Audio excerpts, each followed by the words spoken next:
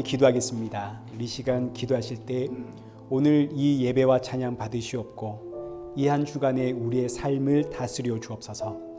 한 주간 지었던 죄와 불순종과 연약함 용서하여 주옵시고 오늘의 예배를 통하여 새 힘과 새 능력 부어 주옵소서. 우리 함께 기도하며 예배의 자리로 나아가겠습니다. 기도하겠습니다.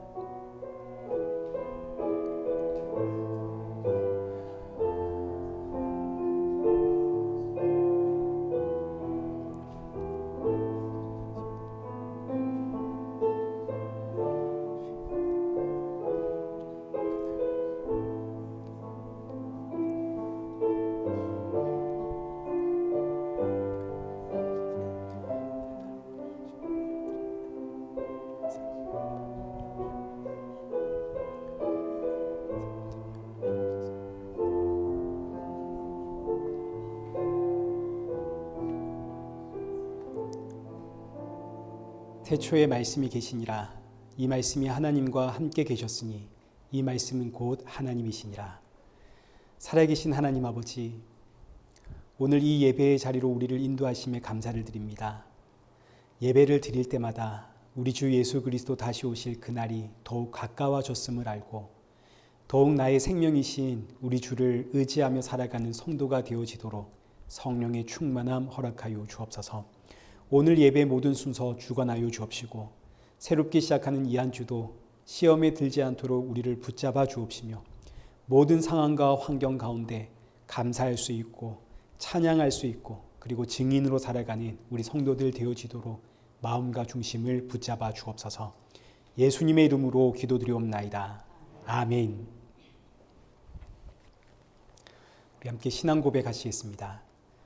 전능하사 천지를 만드신 하나님 아버지를 내가 믿사오며 그 외아들 우리 주 예수 그리스도를 믿사오니 이는 성령으로 잉태하사 동정녀 마리아에게 나시고 본디오 빌라도에게 고난을 받으사 십자가에 못 박혀 죽으시고 장사한 지 사흘 만에 죽은 자 가운데서 다시 살아나시며 하늘에 오르사 전능하신 하나님 우편에 앉아 계시다가 저리로서 산자와 죽은 자를 심판하러 오시리라.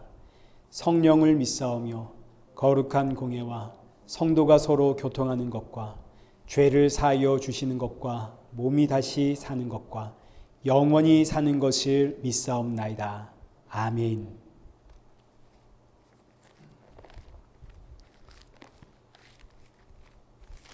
교독문 제67번을 우리 함께 교독하시겠습니다.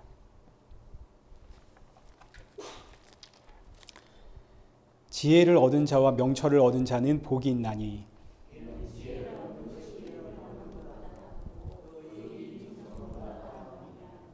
지혜는 진주보다 귀하니 내가 사모하는 모든 것으로도 이에 비교할 수 없도다. 그 길은 즐거운 길이요 그의 지름길은 다 평강이니라.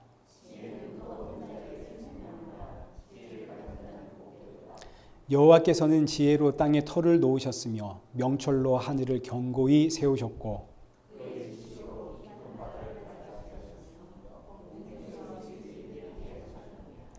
내 아들아 완전한 지혜와 근신을 지키고 이것들이 내 눈 앞에서 떠나지 말게 하라.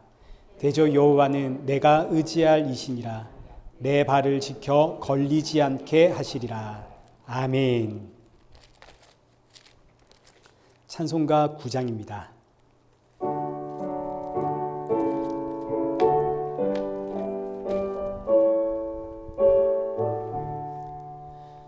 하늘에 가득 찬 영광의 하나님, 온 땅에 충만한 존귀하신 하나님, 생명과 빛으로 지혜와 권능으로 언제나 우리를 지키시는 하나님,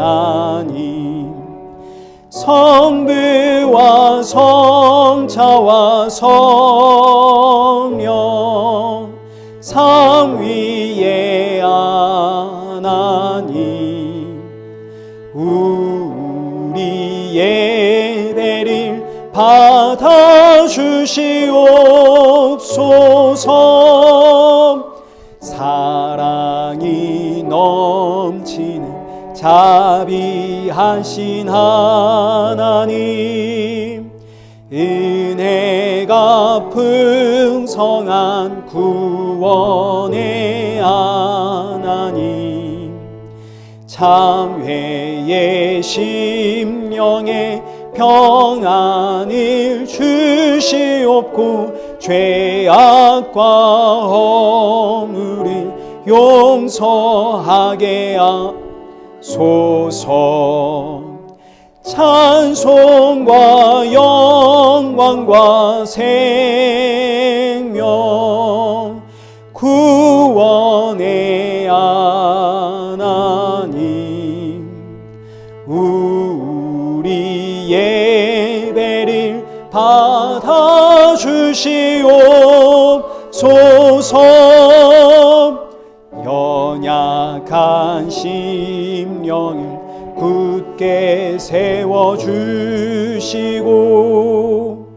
우둔한 마음을 지혜롭게 하시고 주의 뜻 받들어 참되게 살아가며 주 말씀 따라서 용감하게 하소서.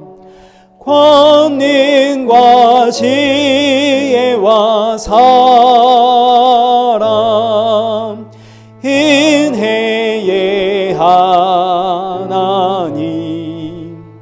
우리 예배를 받아주시옵소서.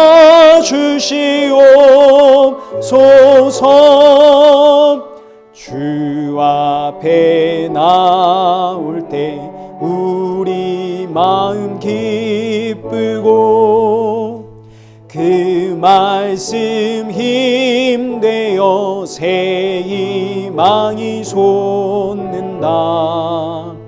고난도 슬픔도 이기게 하시옵고 영원에 잇대어 살아가게 하소서.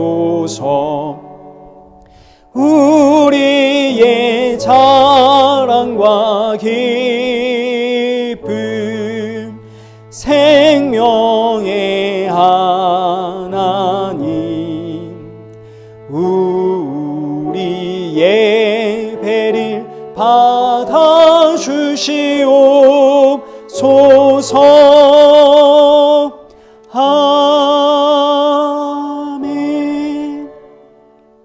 우리 성경 봉독하시겠습니다. 오늘 보실 하나님 말씀 요한복음 17장 12절에서 19절까지의 말씀입니다.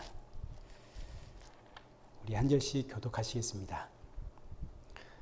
내가 그들과 함께 있을 때에 내게 주신 아버지의 이름으로 그들을 보존하고 지키었나이다. 그 중에 하나도 멸망하지 않고 다만 멸망의 자식뿐이 오니 이는 성경을 응하게 함이니이다.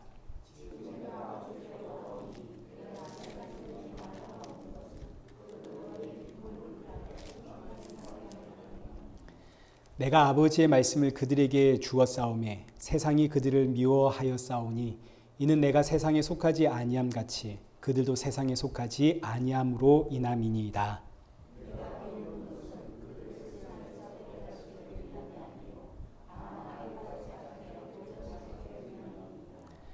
내가 세상에 속하지 아니함 같이 그들도 세상에 속하지 아니하였사옵나이다.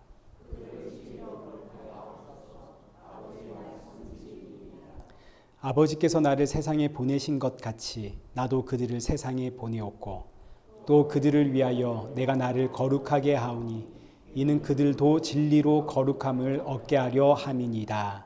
아멘. 우리 교회 소식 알려드리겠습니다. 우리 다음 주 기도는 박중선 집사님입니다.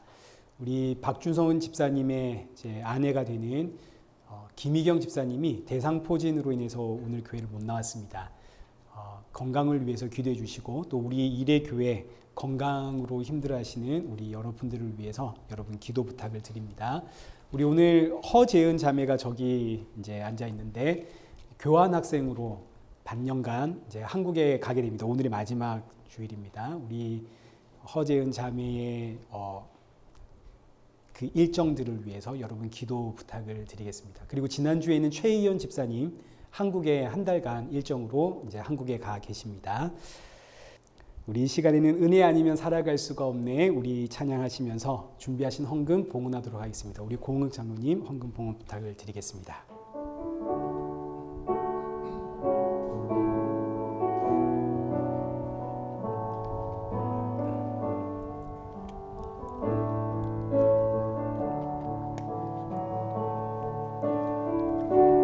은혜 아니면 살아갈 수가 호흡마저도 다 주의 것이니 세상 평안과 위로 내게 없어도 예수 오직 예수뿐이네. 크신 계획 다 볼 수도 없고 작은 고난에 지쳐도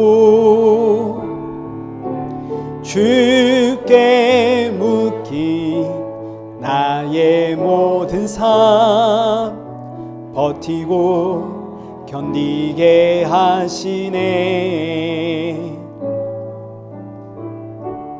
은혜 아니면 살아갈 수가 없네.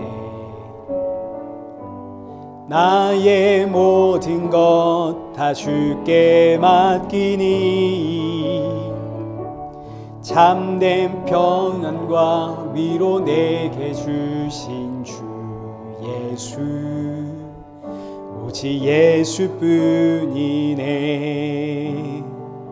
기도하겠습니다. 참 좋으신 하나님 아버지 감사합니다. 이 시간 주님 앞에 나올 때 빈손으로 나오지 않게 하신 감사합니다.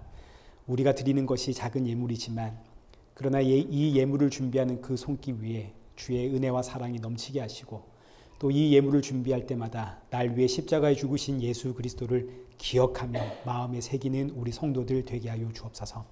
말씀을 듣습니다. 주시는 말씀을 통해 나의 모습 다시 한번 돌아보고 점검하며 이 한 주도 십자가의 증인으로 살아갈 수 있는 우리 복된 성도들 되게 하여 주옵소서. 예수님의 이름으로 기도드리옵나이다. 아멘.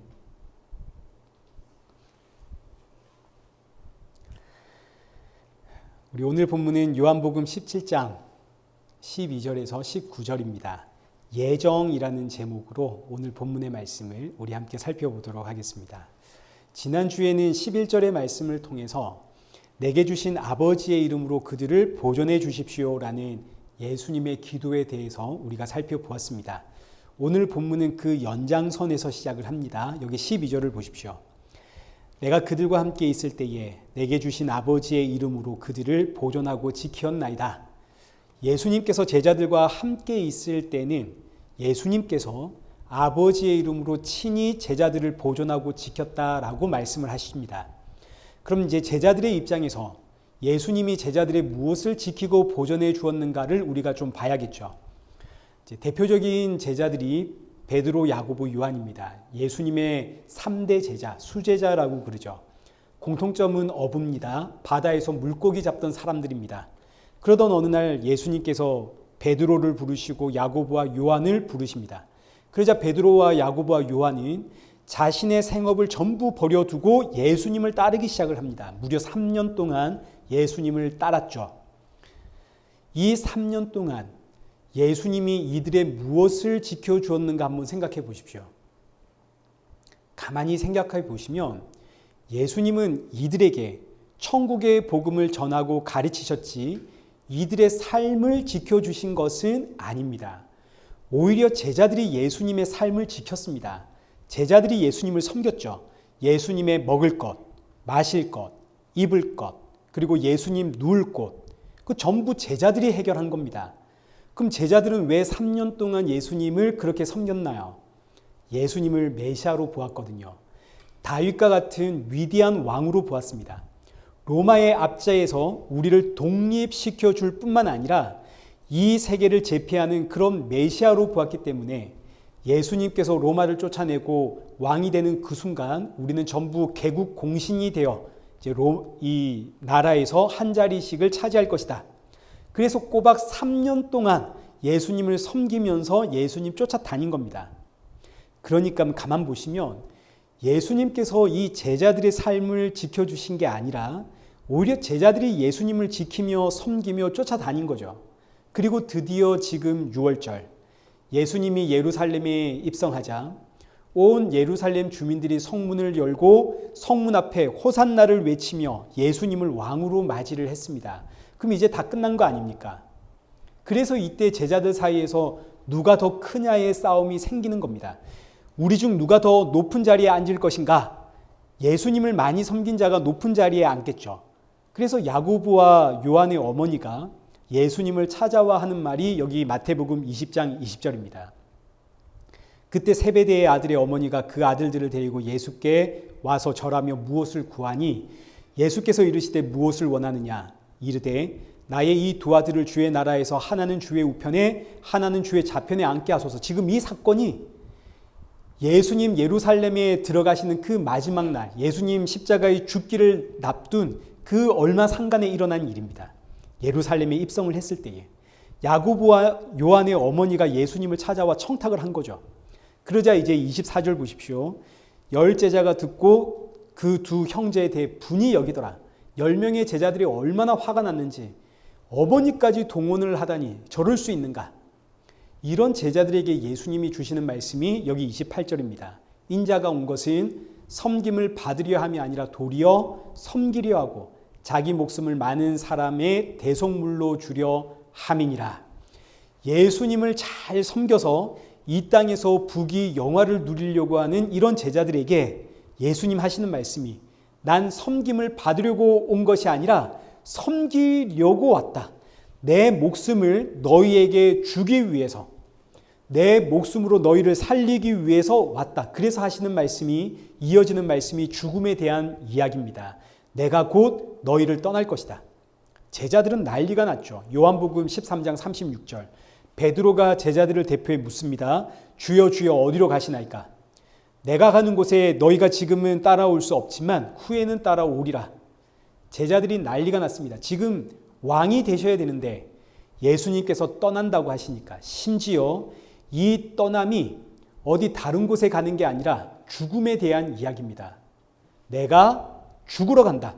자, 이제 보십시오. 예수님께서 우리를 지키시고 보존해 주시는 것은 이 땅에서 우리가 기대했고 우리가 원했던 일들이 아니라는 걸 우리가 여기서 보는 겁니다. 우리는 예수님을 섬김으로 예수님께서 내 삶을 지키시고 보호해 주실 것을 기대를 합니다. 기도를 했더니 내 인생의 문제가 해결되고 기도를 했더니 우리 자녀들 시험에 척척 붙고 교회 충성 헌신 봉사했더니 막혔던 문제가 뻥뻥 뚫리고 직장에서 승진하고 이런 일들이 제자들이 원하는 일이고 그리고 오늘 저와 여러분들이 원하는 일이죠. 그러나 예수님은 이 제자들을 지키시고 보호해 주시는 것이 이런 세상적인 문제가 아니라 죄와 사망에 대한 문제입니다. 히브리서 2장 14절 한번 보십시오. 하반절 죽음을 통하여 죽음의 세력을 잡은 자 곧 마귀를 멸하시며 또 죽기를 무서워함으로 한평생 매여 종노릇하는 모든 자들을 놓아 주심. 바로 이것이 예수님이 지키시고 보호해 주심입니다. 제자들은 지금 죄와 사망에서 태어나서 한평생 죄에 매여 종노릇하는 인생입니다. 이 땅이 전부인 줄 알기 때문에 그저 이 땅에서 잘 사는 것이 인생 최고의 목적입니다. 예수님은 이런 제자들을 불러 예수님 곁에 두심으로 무려 3년 동안 죄와 사망에서 제자들을 지키고 보호해 주셨다고요. 본문 12절이 바로 그 이야기입니다. 내가 그들과 함께 있을 때에 내게 주신 아버지의 이름으로 그들을 보존하고 지키었습니다. 내가 지금까지는 죄와 사망에서 이 제자들을 지키고 보존했습니다. 그러나 이제 예수님 어디로 가시나요? 십자가로 가시죠. 예수님 십자가로 가심은 죽음으로 죽음의 세력을 잡은 자, 그 마귀 사탄을 멸하여 죄의 종노릇하고 있는 오고 가는 모든 세대를 구원하기 위해 가시는 겁니다. 그래서 예수님 제자들을 향해 끊임없이 내가 가는 것이 너희에게 유익이다 이 말씀하시면서 예수님 기도하시기를 우리 지난주 보았던 11절 나는 세상에 더 있지 아니하오나 그들은 세상에 있사옵고 나는 아버지께로 가옵나니 거룩하신 아버지여 내게 주신 아버지의 이름으로 그들을 보존하사 우리와 같이 그들도 하나가 되게 하옵소서. 예수님께서 십자가로 가시며 아버지의 이름으로 기도를 하시는데 지난주에 보았듯 아버지의 이름으로 기도한다는 의미는 아버지께 아버지의 약속을 지키십시오라는 이야기입니다. 지금까지는 내가 제자들과 함께 있으며 이 제자들을 죄와 사망에서 지켰습니다. 그러나 이제는 내가 아버지의 말씀대로 십자가로 갑니다. 그러니 아버지, 당신의 약속을 지키사 이제는 아버지의 이름으로 저들을 죄와 사망에서 지켜주옵소서. 그러니 결국 하나님께서 우리를 지키시고 보존해 주심이란 다른 게 아니라 죄와 사망에서 지키시고 보존해 주심입니다. 이 의미는 이제 우리는 하나님이 죄와 사망에서 지켜주시니까 죄 안 짓고 산다 이런 이야기가 아닙니다. 죄를 지을 때마다 하나님께서 내 이놈 하시는 게 아니라 아무리 죄 가운데 있어도 이젠 사망으로 가지는 않는다는 뜻입니다. 저와 여러분은 이 육신을 가지고 있기 때문에 신분적으로는 하나님의 사람이 틀림없지만 육신으로는 끊임없이 미움과 시기와 질투와 다툼과 탐심이 나오는 인생입니다. 심지어 때로는 적극적으로 내 악한 감정과 죄짓는 일에 참여를 합니다. 그러나 그렇다 하더라도 죄의 삭신 사망으로 가지는 않습니다. 왜냐하면 예수님의 기도로 아버지께서 아버지의 이름으로 우리를 죄와 사망에서 지키시고 보존해 주시기 때문입니다.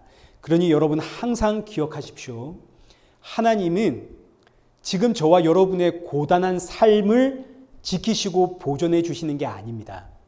사실 우리는 하나님께서 지금 내 형편 아시고 나를 지키시고 나를 보호하시고 그래서 이 모든 고통스러운 문제 해결해 주시고 우리 자녀들은 형통한 삶을 살게 되고 이런 이야기가 듣고 싶고 이런 일들이 일어날 때 이게 은혜야 우린 이러지만 또 저도 여러분들에게 그런 이야기 해드리고 싶지만 그러나 여러분 지금까지 살아온 여러분의 인생 한번 돌아보십시오. 하나님이 우리를 지키시고 보호하셨다면 왜 그렇게 근심이고 걱정이고 염려고 불안이고 그렇습니까? 문제 하나 해결되면 또 다른 문제 하나 또 생기고 왜 그럽니까? 그 이유는 지금 우리가 죄와 사망의 땅에서 살아가고 있기 때문입니다. 우리가 이 땅을 벗어나지 않는 이상 그리고 이 죄된 육신을 벗지 않는 이상 이 땅에서의 우리의 문제는 끝이 없습니다. 무엇보다 우리 누가복음 12장 13절 말씀 한번 보십시오. 무리 중에 한 사람이 이르되 선생님 내 형을 명하여 유산을 나와 나누게 하소서 하니 이르시되 이 사람아 누가 나를 너희의 재판장이나 물건 나누는 자로 세웠느냐 하시고 무리 중에 한 사람이 예수님께 나를 좀 도와주십시오. 나를 좀 도와주십시오 하고 예수님께 도움을 요청을 했습니다. 이때 예수님의 대답이 뭐냐면 이 사람아 누가 나를 너희의 재판장이나 물건 나누는 자로 세웠느냐 예수님께서 따끔하게 책망을 하시죠. 오늘 우리가 이 사람처럼 예수님의 도움을 이렇게 구하고 있는 건 아닌가 한번 돌아봐야 되는 겁니다. 하나님 억울합니다. 하나님 아시지 않습니까? 옳고 그름 정당하게 판결해 주십시오. 이 땅에서 정당한 대우와 정당한 대가 받도록 하나님 도와주십시오. 우리가 이렇게 기도하면 하나님께서 뭐라 하시겠습니까? 여기 기록되어 있는 것처럼 이 사람아 누가 나를 너희의 재판장이나 물건 나누는 자로 세웠느냐 책망하시는 겁니다. 그런데도 우리는 여전히 이렇게 기도하면서 이런 도움을 구하고 있는 건 아닌지 한번 돌아봐야겠죠. 한 번씩 제 아들이 저에게 와서 이런 질문을 합니다. 아빠, 저기 미국 어느 지역에 지진이 나서 사람들이 엄청 죽었는데 알고 보니 그 지역이 사탄 숭배를 하던 지역이래. 어떤 인플루언서가 하나님을 저주했더니 세상에 며칠 동안 말 못하다가 시름시름 앓고 죽었대. 인터넷에 이런 류의 이야기가 막 도는 거죠. 이런 유형의 이야기들은 굉장한 악의를 가지고 기독교를 오염시키는 이야기들입니다. 지진난 지역에 사탄 숭배를 하던 그런 사람들만 있었겠습니까? 크리스찬은 없었을까요? 지진이 나서 수많은 인생들이 죽었다면 그들이 당한 그 재난 같이 아파해야 되는데 마치 하나님을 심판자로 딱 세워두고 저들은 하나님을 안 믿으니 하나님이 심판한 것이야. 이런 악의를 끊임없이 우리 안에 넣어주는, 이건 마귀가 하는 일입니다. 기독교의 일이 아닙니다. 설령 사탄 숭배 지역에 지진이 나서 수많은 인생이 죽었다 하더라도 이걸 하나님의 심판으로 본다면 그럼 나는 뭡니까? 나는 왜 심판받지 않나요? 성도는 예수님을 믿지 않는 이 세상을 향해 적의와 악의를 가지고 날카로운 칼을 빼어드는 그런 인생이 아니라 예수님을 믿지 않는 이 세상을 위해 기도하는 인생입니다. 저들도 예수님 알아야 되는데 저들을 향한 안타까움과 국률의 마음을 가지고 복음을 증거하는 게 성도이지, 저 하나님 저주했더니 심판받았어. 받지. 그러면 안 돼. 이런 악의를 가지고 있으면 안 된다고요. 그럼 하나님께서 이 사람아, 누가 나를 너희의 심판자로 이 세상에 세웠느냐? 이 이야기 하시는 겁니다. 그런데도 여전히 우리는 이 땅에서 하나님을 나의 심판자로 세우려고 하고 싶죠. 지금 누가 옳고 그른지를 판결해주고 정당한 대가를 받도록 도와주는 그런 하나님, 우린 이런 하나님 요구한다고요. 그러나 예수님은 이 세상에서 살아가는 내 인생을 도우려고 오신 분이 아니라는 거 여러분 꼭 기억하십시오. 이 땅에서 내가 정당한 대우를 받지 못하니 정당한 대우를 받도록 돕기 위해 이 땅에 오신 분이 아닙니다. 살아가면서 겪어야 되는 그 부당함과 억울함과 사람 사이의 관계와 나의 힘든 경제적인 문제, 이거 해결해 주려고 이 땅에 오신 분 더더욱 아니죠. 예수님은 우리를 죄와 사망에서 구원하기 위해 오신 분입니다. 분명히 하나님은 우리를 지키시고 보호하십니다. 그러나 그건 이 땅을 살아가는 우리 삶의 문제가 아니라 예수님의 기도를 따라 예수님의 이름으로 죄와 사망의 결국인 사망에서 우리를 지키시고 보존하시는 겁니다. 여기에 성도의 소망이 있고 여기에 성도는 이 세상을 이겨내는 힘을 받는 겁니다. 이 세상은 죄와 사망의 세상이기 때문에 끊임없는 재난이 있고 재해가 있고 끔찍한 범죄가 그치지를 않습니다. 이런 세상에서 성도는 이 세상에서 나를 구원해내신 예수 그리스도를 증거하며 우리 주 예수 그리스도 다시 오실 그날을 사모하며 사는 겁니다. 내 삶에 억울한 일이 생기고 부당한 일이 생기고 힘든 일이 생기는 것은 이 세상이 지옥이라서 그렇지 죄와 사망의 세상이니까 이건 당연한 거구나.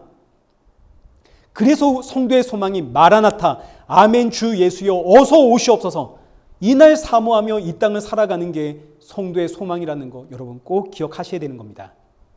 자, 그리고 나서 이제 12절 다시 한번 보시면 중반절에 그 중에 하나도 멸망하지 않고 다만 멸망의 자식뿐이오니 이는 성경을 응하게 함이니이다. 예수님은 아버지께서 자기 자신에게 주신 하나님의 백성은 하나도 놓치지 않고 전부 구원을 하십니다. 만약 예수님께서 누군가를 놓쳤다면 그는 멸망의 자식이기 때문입니다. 여기서 멸망의 자식은 가룟 유다를 뜻합니다. 가룟 유다는 예수님의 12제자 중에 한 사람이었죠. 가장 신임을 받는 제자이기 때문에 돈꾀를 맡았습니다. 그러나 성경은 그를 도적이라고 표현하고 있고 뿐만 아니라 가룟 유다는 열심당원입니다. 열심당원은 독립투사를 뜻합니다. 로마 입장에서는 테러범이 되겠죠. 힘으로 로마를 무찌르고자 했던 사람입니다. 그런데 예수님께서 이제 예루살렘에 들어와 왕으로 세워지면 되는데 내가 너희를 떠난다 하시고 죽음을 이야기하니까 가룟 유다가 예수님을 제사장과 바리새인들에게 팔아버리는 겁니다. 내가 원하던 메시아가 아니었네. 속았다. 얼마나 화가 나는지. 그러나 성경은 가룟 유다가 예수님 판 것을 그는 처음부터 멸망의 자식이었기 때문이다 라고 이야기를 하는 겁니다. 그러니까 멸망의 자식이 있고 아버지로부터 나온 아버지의 자녀가 있다 이거죠. 이게 바로 오늘 본문의 주제가 되는 예정입니다. 구원받을 사람은 이미 정해져 있다. 이 예정에 경기를 일으키는 사람들이 있습니다. 아니, 하나님께서 구원받을 인생과 구원받지 못할 인생을 정해놓았다면 이게 무슨 공평의 하나님이고 사랑의 하나님이냐? 로마 교회가 이 문제로 인해서 다툼이 생겼습니다. 어떻게 하나님이 그렇게 정해놓을 수 있단 말이냐? 그래서 사도 바울이 로마서를 쓰면서 이 문제 다루게 되는데, 로마서 9장 13절 이하의 말씀 한번 보겠습니다. 기록된 바 내가 야곱은 사랑하고 에서는 미워하였다 하심과 같으니라. 야곱과 에서는 그가 태어나서 어떤 인생을 살았느냐와 전혀 상관없이 태어나기도 전에 하나님은 야곱을 사랑했고 에서는 미워했다 그럽니다. 이게 얼마나 말도 안 되는 이야기인가요? 근데 이제 이어지는 14절 보십시오. 그런즉 우리가 무슨 말을 하리요? 하나님께 불의가 있느냐? 그럴 수 없느니라. 모세에게 이르시되 내가 긍휼히 여길 자를 긍휼히 여기고 불쌍히 여길 자를 불쌍히 여기리라 하셨으니, 그런즉 원하는 자로 말미암음도 아니요 다른 박질하는 자로 말미암음도 아니요 오직 긍휼히 여기시는 하나님으로 말미암음이니라. 하나님께서 야곱 사랑하고 에서는 미워했다, 이 예정을 말하니까 로마 교회의 성도들이 하나님은 불의한 거 아니냐? 그러나 성경은 사도 바울을 통해서 이것은 하나님의 불의하심이 아니라 오히려 하나님의 긍휼이라 가르칩니다. 이 말씀이 어떻게 긍휼인가? 이 말씀이 어떻게 결론이 나는가를 보십시오. 29절입니다. 만일 만군의 주께서 우리에게 씨를 남겨두지 아니하셨더라면 우리가 소돔과 같이 되고 고모라와 같았으리라. 하나님께서 지금 우리에게 긍휼 베푸지 않았다면 우리는 모두 다 이 땅의 모든 인생은 전부 소돔과 고모라 같이 되었다. 소돔과 고모라는 불에 타 멸망한 도시 아닙니까? 선악과 사건 이후로 이 땅의 모든 인생은 결국 소돔과 고모라와 같은 멸망으로 갑니다. 그런데 하나님께서 긍휼을 베풀어 너와 나를 구원했으니 이건 원망거리가 아니라 너에게는 은혜요, 불공평이 아니라 그야말로 하나님께서 너에게 아낌없이 값없이 베푸신 자비다, 이렇게 이야기를 하는 거죠. 그런데 이걸 은혜와 자비로 받을 수 있는 인생이 얼마나 되겠습니까?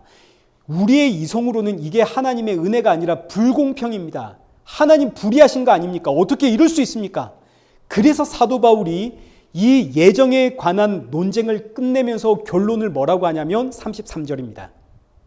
보라, 내가 걸림돌과 거치는 바위를 시온에 두노니 그를 믿는 자는 부끄러움을 당하지 아니하리라. 이게 무슨 이야기냐면 하나님의 구원, 예정에 관한 이 말씀은 세상 모든 사람들에게 걸림돌이 되고 거치는 바위가 된다 이겁니다.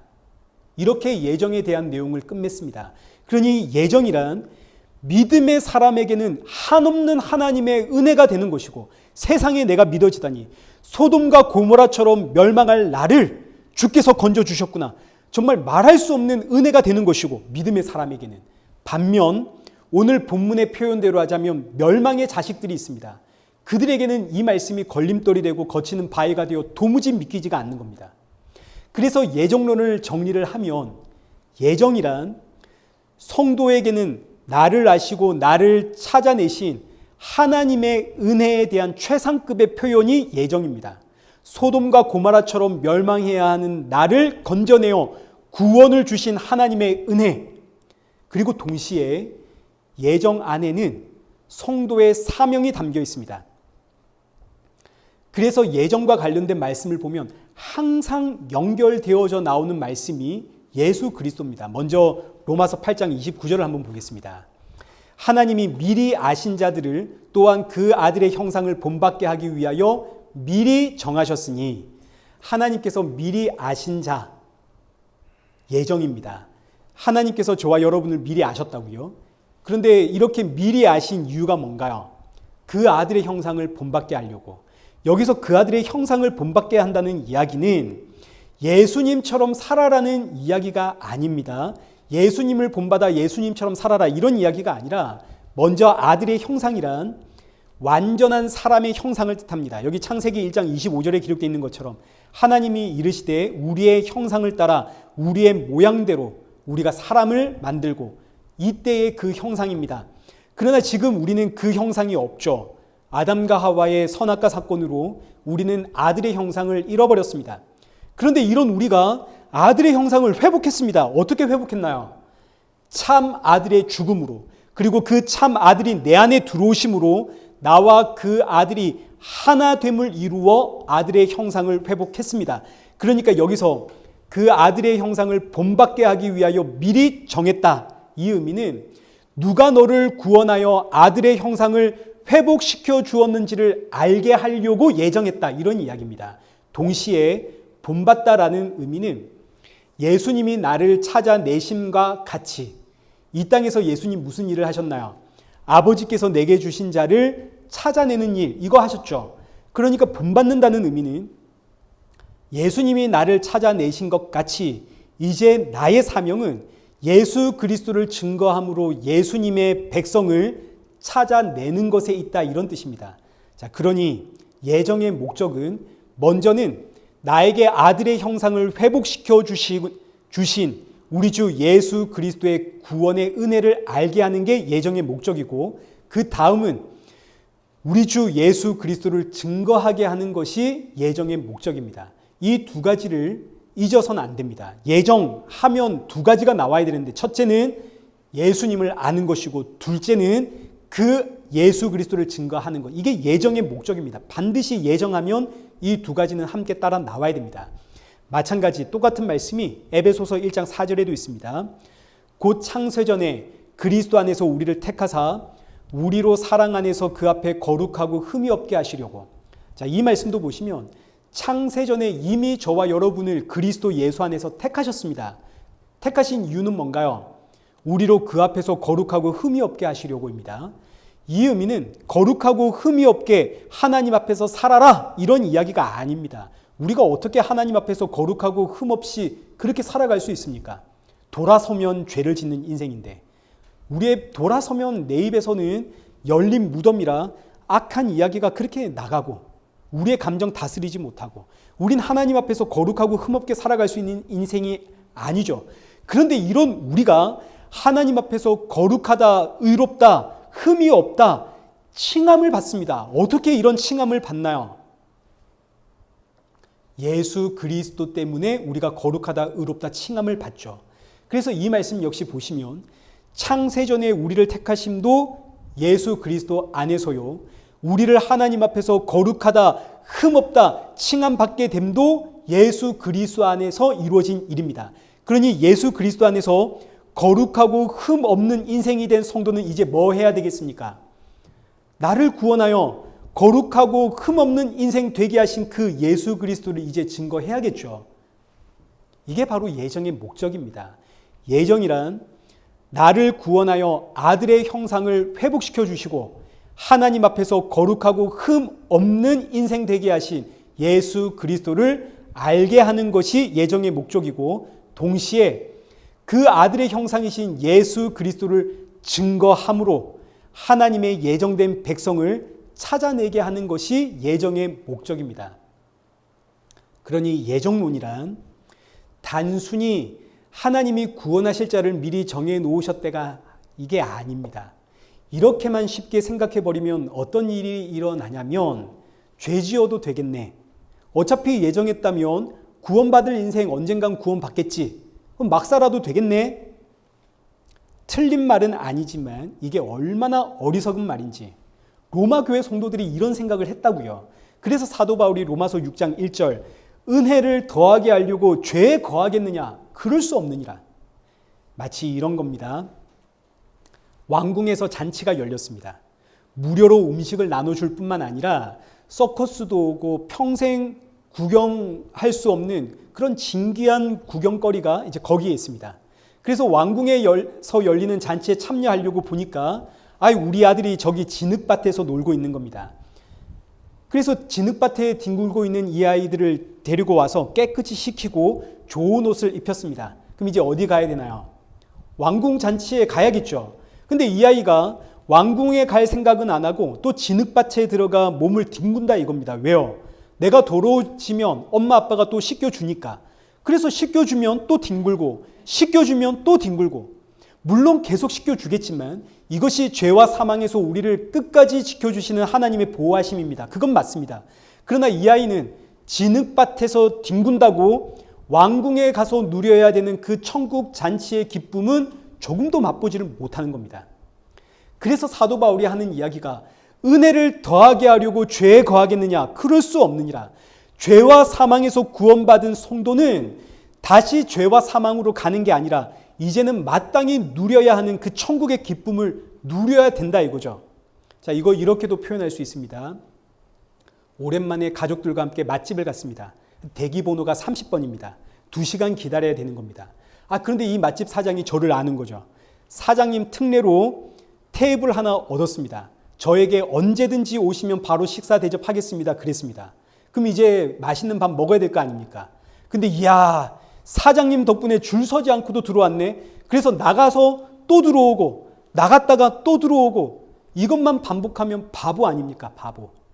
정작 누려야 할 기쁨 누리지 못하는, 구원받았다라는 이 기쁨 때문에 정작 이제 내가 살아내야 하는, 그래서 하나님의 그 주시는 기쁨을 맛보야 하는 이 사명, 이 인생의 목적을 잃어버린 바보. 예정론을 단순히 하나님은 창세전에 구원할 자를 다 정해 놓으셨대 이것만 생각하면 우리가 이런 바보 같은 생각을 하게 된다고요. 그래? 그럼 뭐 지금은 내 마음대로 살아도 어차피 하나님이 정해 놓으셨으니까 뭐 때가 되면 구원 받겠네? 지금 내가 굳이 이런 신앙생활 안 해도 되겠네? 그게 아닙니다. 예정은 그런 이야기가 아닙니다. 예정은 나에게 베푸신 하나님의 구원에 대한 그 은혜에 대한 최상급의 표현이 예정이고 동시에 성도의 사명에 대한 내용입니다. 예수 그리스도로 거룩하고 흠없는 하나님의 자녀가 된 성도는 이제 그 예수님 증거하며 살아야 되는 거죠. 우리가 예수님 말씀 듣다 보면 야 그래 예수님 믿으면 다 끝난 거래 이래가지고 그 다음으로 가야 하는 사명의 자리로 나아가지 못할 때가 종종 있습니다. 그래서 오늘 본문도 한번 보십시오. 12절 예수님의 기도입니다.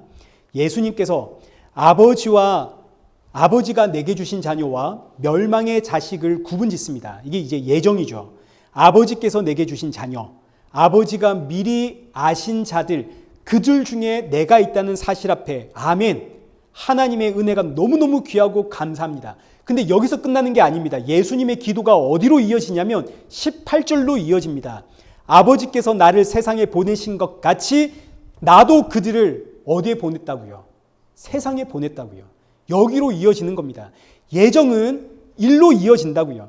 나를 구원하신 그 예수님의 은혜를 알게 하는 것으로 끝나는 게 아니라 그 다음은 이 세상에서 예수 그리스도를 증거하는 것까지 나아갑니다.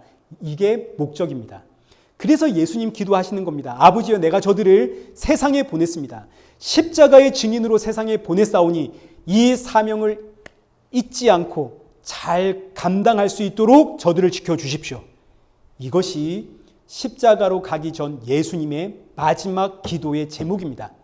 저와 여러분이 신앙생활하면서 자꾸 놓치게 되는 부분이 혹 이 부분은 아닌가 우리가 한번 돌아봐야 되는 겁니다. 예수님이 나의 전부이시고 나의 기쁨이시고 나의 구원이 되십니다. 이 고백은 있는데 그 다음 내가 해야 하는 사명, 증인된 삶은 없는 건 아닌가 우리 많이 돌아봐야 됩니다. 예수님의 증인으로 사는 삶은 흔히 삶으로 전달한다 이런 이야기를 하지만 절대 그렇지가 않습니다. 내가 아무리 정직하게 살고 성실하게 살고 훌륭하게 살아도 예수님 이야기를 전하지 않으면 사람들은 모릅니다. 오히려 예수님 안 믿는 사람들 중에 더 정직하고 성실하고 인격적이고 훌륭한 분들 훨씬 많습니다. 그런데도 오늘날은 자꾸 이상한 분위기가 형성이 되어서 예수님 말하지 않고 내 삶으로 전도하겠다 그럽니다. 저 사람은 성실해. 알고 봤더니 교회 다닌다 그러더라. 야 역시 교회 다니는 사람은 다르구만. 이러고 내가 전도한다 이러는데 여러분 그거 아닙니다. 이건 그야말로 주객이 전도된 이야기입니다. 흔히 예수님도 삶으로 전도하고 삶으로 가르쳤다 이렇게 이야기를 하지만 예수님의 삶으로 누가 전도되었나요? 전부 십자가에서 도망갔다고요. 누가 남았습니까? 그러나 말씀이신 예수님이 성령으로 자기 백성들 찾아가니까 그때 깨닫게 되고 그때 알게 된 거 아닙니까? 삶이란 예수님을 증거할 때 따라 나오는 겁니다. 예수님 믿으십시오. 아이고 니나 제대로 살고 그런 이야기를 해라. 이런 말을 듣게 되니까 예수님 믿으십시오. 이 말에 책임을 지기 위해 사람들 보기에 선하고 복된 삶을 살려고 노력하게 되는 겁니다. 그렇지 않습니까? 삶이 따라주지 않으니까 예수님 믿으십시오라는 말이 안 나오는 거죠. 그러나 그럼에도 불구하고 예수님 믿으십시오라고 복음을 증거하는 것이 성도의 사명입니다. 저와 여러분이 받은 사명입니다. 그리고 이 사명, 예수님을 전할 때 그때 우리의 삶이 따라 나오게 되는 거죠. 그때 우리는 예수님 얼굴에 먹칠을 안 하려고 노력하는 삶을 살게 되는 겁니다. 삶으로 전도하겠다. 이건 핑계입니다. 성도로서의 책임 회피하는 겁니다. 내가 예수님 믿는 성도라는 사실을 숨기고 싶은 겁니다. 내가 예수님 전했다가 오히려 예수님 얼굴에 먹칠을 할까 봐 그래서 숨긴다 그러지만 사실은 내가 좀 편하게 살고 싶어서 핑계대는 것에 지나지 않습니다. 믿음은 성도의 삶으로 전달되는 게 아니라 언제나 말씀이신 예수 그리스도를 전함으로 전달이 된다는 거 여러분 기억하셔야 됩니다. 로마서 10장 17절. 그러므로 믿음은 들음에서 나고 들음은 그리스도의 말씀으로 말미암았느니라. 예수 그리스도를 전할 때 믿음이 전달되는 겁니다. 믿음이 임하는 거죠. 우리의 삶이 믿음을 전하는 게 아닙니다. 삶은 예수님 전할 때 따라 나오게 되는 겁니다. 그래서 예수님 기도하신다고요. 내가 저들을 세상에 보냈습니다. 저들의 삶이 비록 이 땅에서 선해 보이지 않는다 하더라도 복음 증거하는 증인이 되도록 지켜주십시오. 복음 증거할 때 그 다음 삶이 따라 나오니까요. 그래서 두려워하지 않게 담대히 복음 증거하는 성도가 되도록 예수님 기도하시는 겁니다. 그리고 반드시 우리를 통해서 이 복음 증거되도록 하십니다. 이게 예정입니다. 저와 여러분은 지금 예정된 길로 가고 있습니다. 주께서 우리를 이 땅에 남겨두신 이유가 뭡니까? 우리를 구원했으면 이제 바로 데려가시지 왜 이 땅에 남겨두었나요? 자, 오늘 본문 15절도 한번 보십시오. 내가 비옵는 것은 그들을 세상에서 데려가시기를 위함이 아니요 다만 악에 빠지지 않게 보존하시기를 위함이니이다. 예수님의 기도는 우리를 이 세상에서 데려가려고 기도하는 게 아니라 이 세상에서 우리가 악에 빠지지 않도록 보존해 달라고 기도하십니다. 자, 여기서 여러분 이 세상의 악이 뭡니까? 이 세상을 살아가는 성도에게는 뭐가 악입니까? 이거 알아야 됩니다.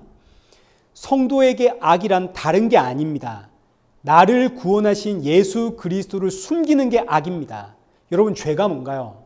윤리 도덕의 이야기 아니죠. 성도에게 죄란 하나님으로부터 끊어진 게 죄입니다. 하나님을 모르는 게 죄죠. 저와 여러분은 하나님과 관계가 회복된 성도 아닙니까? 그래서 우리를 의인이라고 칭해 주십니다. 그런데 이런 성도에게 악이 뭐겠습니까?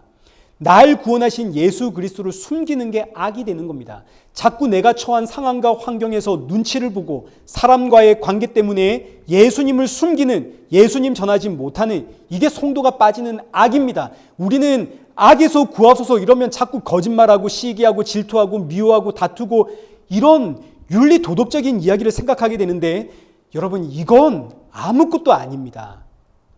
하나님이 언제 우리에게 윤리 도덕적인 삶을 가지고 이야기를 했나요? 그거 가지고 이야기를 했다면 우리에게 구원 없죠. 윤리 도덕적인 것으로 구원을 받고 그걸로 하나님이 칭찬하신다면 세상에 칭찬받을 사람 너무너무 많습니다. 여러분 우리가 빠지는 악은 그런 윤리 도덕적인 악이 아닙니다. 미워하고 시기하고 질투하는 이런 악이 아니라 예수님을 자꾸 숨기는, 예수님을 전하지 않는, 우리의 사명이 복음의 증인인데 복음의 증인으로 살아가지 않는 이게 바로 성도의 악입니다. 그래서 예수님 기도하시는 겁니다. 이 악에 빠지지 않도록 저들을 보호해 주십시오. 다시 15절 보십시오. 예수님께서 우리를 구원하셨으면 바로 데려가시지 왜 이 땅에 우리를 남겨두시나? 그 이유는 하나죠. 예수님의 증인이 되라. 증인은 증거하는 사람입니다. 예수님을 전하는. 이것이 저와 여러분이 이 땅에 남아 지금 살아가고 있는 이유입니다. 그리고 동시에 이것이 예수님의 기쁨입니다. 본문 13절 보십시오. 지금 내가 아버지께로 가오니 내가 세상에서 이 말을 하옵는 것은 그들로 내 기쁨을 그들 안에 충만히 가지게 하려 함이니이다. 예수님 기쁨 뭔가요? 아버지께서 내게 주신 자들이 전부 내게로 나오는 거, 이게 예수님의 기쁨 아닙니까?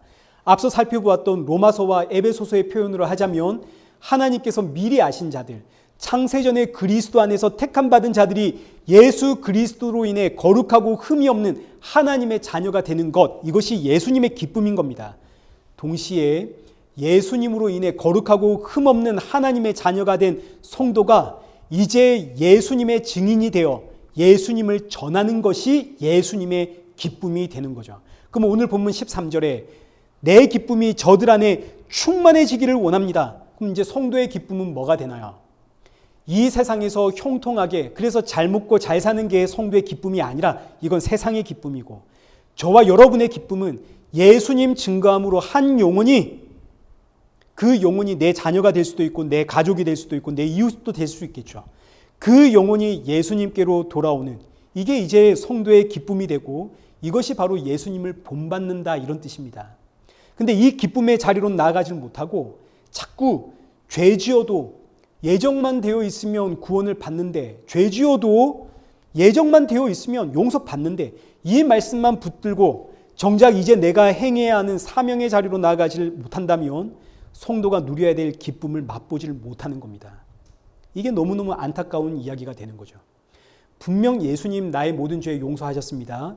내가 어떤 사람이든 예수님 나를 떠나지 않습니다. 이 사실은 너무너무 감격적이고 이 사실은 너무너무 나에게 위로입니다. 그러나 여기에 머물러 가지고 이제 내가 감당해야 할 사명을 감당하지 않으면 안 되는 거죠.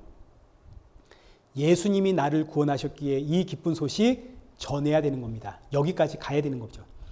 이때 성도는 한 영혼을 위해 역사하시는 그 하나님의 구원의 역사를 보게 되고, 이제 여기에 성도가 누리는 기쁨이 있는 겁니다.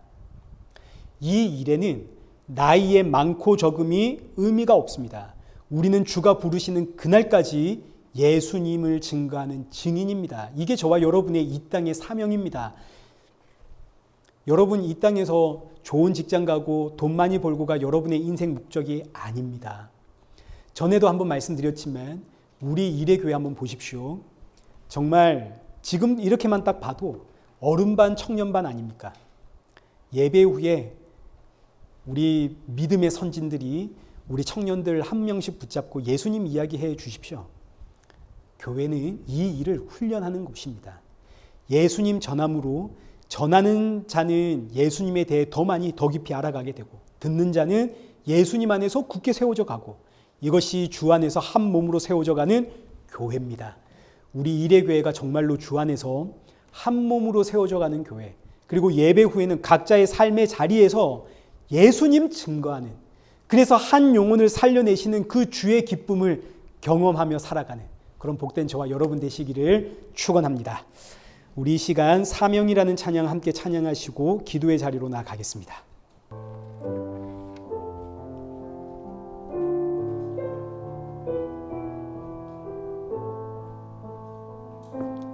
주님이 홀로 가신 그 길 나도 따라가오.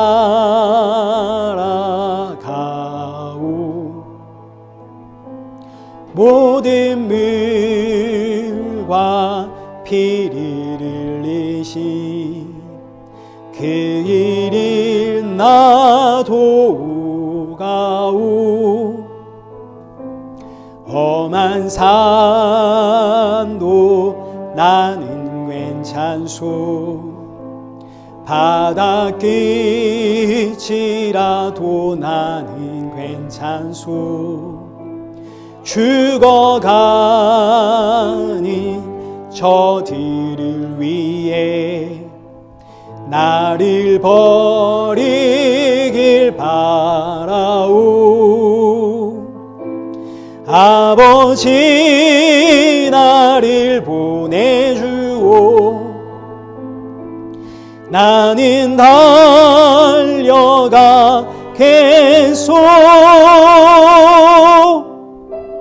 목숨도 아끼지 않겠소. 나를 보내주오. 아멘. 우리 이 시간 함께 기도하실 때 우리 찬양의 가사처럼 예정을 따라 때가 되어 예수님이 영으로 우리를 찾아오셨습니다. 우리로 하여금 생명의 주를 알게 하셨고 증인 삼으셨습니다. 이 시간 나를 아시고 찾아오신 그 주의 은혜 감사하며 이 연약한 나에게 주신 사명 이거 잘 감당함으로 주가 나에게 허락하신 기쁨이 충만한 성도가 되어지기를, 그 어떤 순간에서도 상황에서도 문제 앞에서도 담대히 십자가의 예수님 바라보며 감사함으로 증인된 삶을 살아가는 그런 성도가 되어지기를, 특별히 이 시간 사랑하는 가족들과 자녀들과 그리고 이웃들의 영혼 구원을 위해서 주신 말씀 붙잡고 우리 함께 기도의 자리로 나가겠습니다. 기도하겠습니다.